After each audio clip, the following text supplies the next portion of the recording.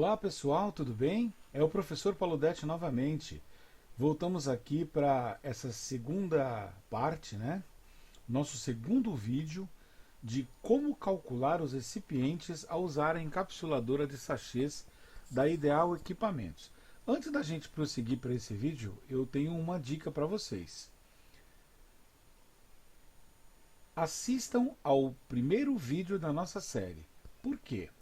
Porque nesse primeiro vídeo nós tratamos de conceitos muito importantes, como a densidade aparente, como a técnica de nivelamento de superfície.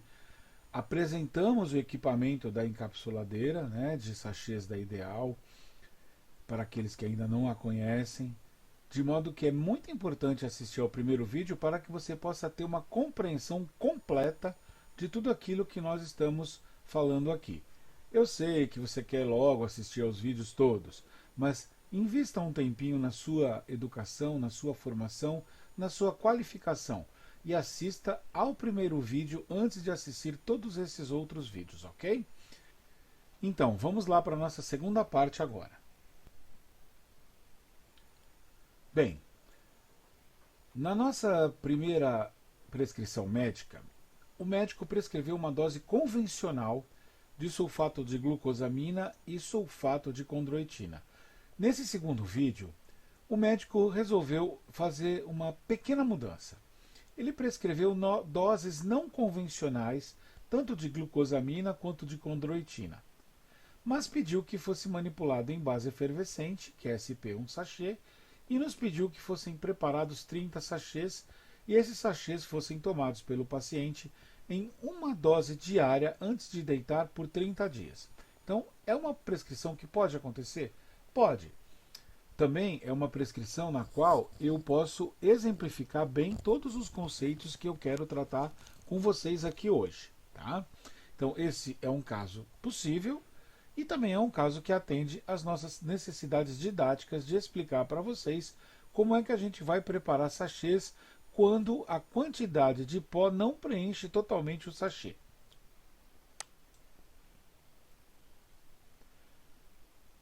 Da mesma forma que a gente faz com as cápsulas, os flaconetes da Ideal são preenchidos usando a técnica de nivelamento de superfície.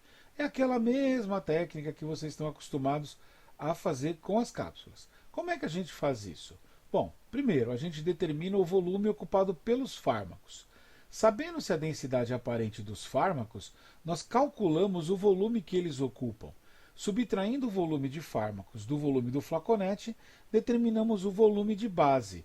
E conhecendo o volume da base e a sua densidade aparente, conseguimos calcular a massa de base que será misturada com os fármacos para completar o flaconete. Aí nós fazemos uma avaliação para ver se essa quantidade de base que foi calculada atende a certos critérios e requisitos técnicos, que mais para frente eu vou explicar um pouquinho melhor. Então, nós também já explicamos no primeiro vídeo, mas eu vou relembrar nesse vídeo. E esses critérios vão nos dizer se a quantidade que a gente calculou está ok ou não. Da mesma forma que eu expliquei para vocês no primeiro vídeo, nós precisamos adaptar a receita para a manipulação.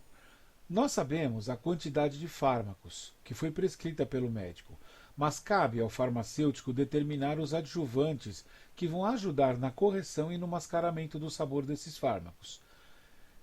Nós, quando preparamos produtos na forma de sachê, precisamos colocar os adjuvantes em concentração tal que eles sejam efetivos para a função que se destinam.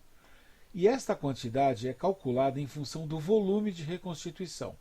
No nosso caso, no caso de uma base efervescente, nós vamos colocar o volume de reconstituição para 100 ml. É um volume adequado para a gente reconstituir um efervescente. Neste caso, fica uma quantidade razoável de água para a ingestão do paciente. Não vai haver transbordamento do copo quando se adicionar a base efervescente e conseguimos assim também corrigir o sabor de forma adequada. Neste caso, em que optamos por um volume de reconstituição de 100 ml, a quantidade de aromatizante aqui será de 0,3%, ou seja, 0,3 gramas. 0,3% de 100 ml é 0,3 gramas. Da mesma forma, o adoçante será de 0,08 gramas, ou 0,08%, e o acidificante de 0,25%, que no caso aqui dá 0,5 gramas. Eu optei por utilizar 0,3 gramas de aromatizante porque os fármacos não têm um sabor muito difícil de ser mascarado. Como edulcorante, nós podemos utilizar aspartame, podemos usar sucralose, podemos usar uma mistura de aspartame com sucralose ou aspartame com sacarina. Enfim, misturas de edulcorantes são bem efetivas também, desde que elas não ultrapassem esse valor aqui, porque senão pode ficar um pouco enjoativo, um pouco doce demais. O acidificante, nesse caso, ele é adicionado para melhorar a palatabilidade, para deixar o produto com um sabor mais ácido e mais agradável de ser consumido. Nós definimos aqui que a quantidade de base efervescente será de 1,5 gramas. No primeiro vídeo, eu expliquei que para uma boa efervescência, nós temos que ter algo entre 1,5 e 2,5 gramas de base. Mais do que isso, nós vamos ter problema com o excesso de sódio da base. E menos que 1 grama, nós vamos ter pouca efervescência. Ok? Então vamos agora aos nossos cálculos. Muito bem, nós conhecemos a massa de todos os componentes. Sabendo também a densidade aparente de todos os componentes, nós conseguimos calcular o volume que cada um deles ocupa. Nós sabemos que a densidade é a massa sobre o volume aparente do fármaco. Então, se nós substituirmos na fórmula a densidade aparente é massa sobre volume aparente, estes valores nós conseguimos calcular o volume aparente de cada fármaco. Então, como a massa de glucosamina é 1,17 e a sua densidade aparente é 0,64, colocando-se na fórmula densidade é massa sobre volume aparente, o volume aparente ocupado será de 1,83 gramas. Da mesma forma que o aromatizante, a massa que vai ser usada, que nós definimos na adaptação da receita, é de 0,3 gramas. Como a densidade aparente do meu aromatizante é 0,55, então o volume ocupado será de 0,54 ml e assim por diante para todos os componentes. Então, o volume ocupado pela glucosamina será de 1,83 gramas, pela condroitina será de 1,81, pelo aromatizante 0,54, pelo edulcorante 0,19, pelo ácido cítrico 0,40 e pela base efervescente 1,73, desculpe. Se nós somarmos todos esses volumes, nós vamos obter um volume final de 6,5 ml. Vamos guardar esse número que ele vai ser bem importante. Os flaconetes que nós dispomos têm capacidades para 2,5, para 5, para 7,5 ml e para 10 ml. Veja, como nós temos um pó que ocupa 6,5 ml, nós percebemos que o flaconete de 7,5 ml seria adequado para comportar este volume. E por isso ele vai ser escolhido. Nós não podemos escolher o flaconete de 5 porque ele não comporta 6,5. E não seria adequado escolher o de 10 porque apesar de ele comportar 6,5, nós teríamos que adicionar muito mais recipiente. Isso vai gerar um custo desnecessário e também vai ser introduzido um outro componente na fórmula que o paciente não precisa receber, mesmo que seja um componente inerte. Então vamos ficar aqui com o flaconete que é mais próximo ao volume que nós desejamos. Então, nós desejamos 6,5 ml, o flaconete mais próximo é o de 7,5 ml. Uma vez escolhido então o flaconete, nós vamos definir que o nosso recipiente para completar o volume será a própria base efervescente. Nós poderíamos ter escolhido manitol, poderíamos ter escolhido celulose microcristalina, lactose, tudo aquilo que nós comumente usamos para completar o volume de cápsulas, nós podemos usar aqui também. Mas eu preferi usar a própria base. Por quê? Porque depois nós vamos perceber que, mesmo usando uma quantidade de base um pouquinho maior, nós ainda vamos estar dentro daqueles limites que nós prevemos entre 1 e 2,5 gramas. Olha aqui, A densidade aparente não é a massa sobre o volume aparente? Então, como a densidade aparente é 0,87 gramas por ml e o volume ocupado para preencher o flaconete será de 1 ml, nós descobrimos aqui por essa regrinha de 3 que a massa será de 0,87 gramas. Então, veja bem, além daquilo que nós já tínhamos previsto na formulação como 1,5 gramas de base, nós precisamos adicionar mais 0,87 gramas de base para completar o volume. Ok? Muito bem. Então agora, uma vez feitos todos os cálculos, vamos dar uma olhada em como ficou nossa receita adaptada final. Veja, a quantidade de glucosamina foi prescrita pelo médico, 1,17 gramas, a de sulfato de condroitina, 0,95 gramas, não foi modificada. Agora aqui veja que interessante, olha, o aromatizante 0,3 gramas, porque nós vamos reconstituir em 100 ml, então essa é uma quantidade adequada para dar um bom sabor.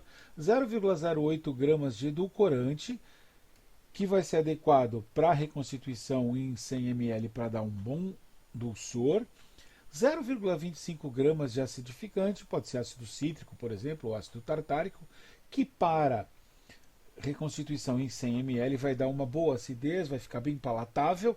1,5 gramas de base efervescente, que foi planejada inicialmente para se ter uma boa efervescência, e a própria base efervescente adicionada a mais, que é ela quem vai completar o volume. Por que isso? Eu já tenho base efervescente e estou completando com mais um pouquinho de base. Se eu somar 1,5 com 0,87, eu não ultrapasso aquele limite que eu falei de 2,5 gramas. E o meu medicamento vai ficar com uma boa efervescência, um sabor adequado.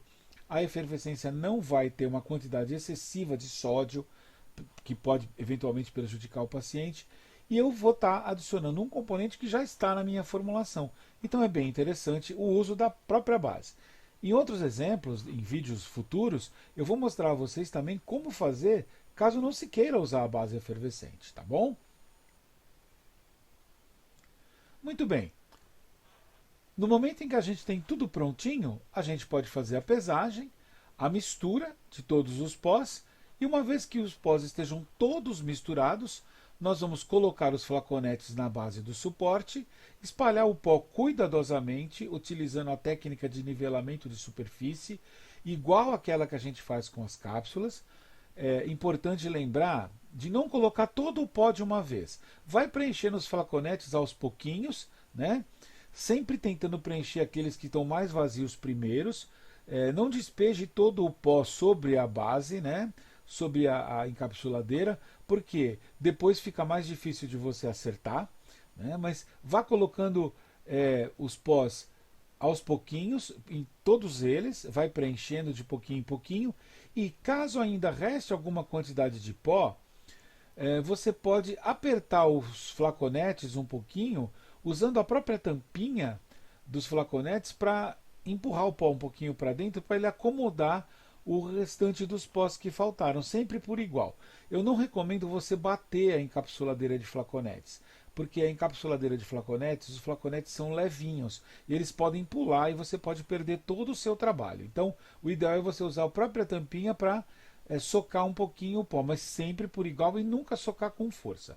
Uma vez que eles todos estejam prontos, com a superfície nivelada e com a quantidade pronta, você pode fechar os flaconetes com as tampas fornecidas ou então encher sachês aluminizados e selar conforme a sua preferência. É isso, pessoal. Esse foi o nosso segundo vídeo. Eu espero que vocês tenham gostado e tenham aprendido agora a fazer os sachês quando falta um pouquinho de pó para preencher. É claro que este é um exemplo, existem outras coisas que podem acontecer na farmácia, mas aí nos próximos vídeos a gente vai dar mais exemplos para que vocês possam entender isso ainda melhor. Um grande abraço e até o vídeo número 3. Tchau!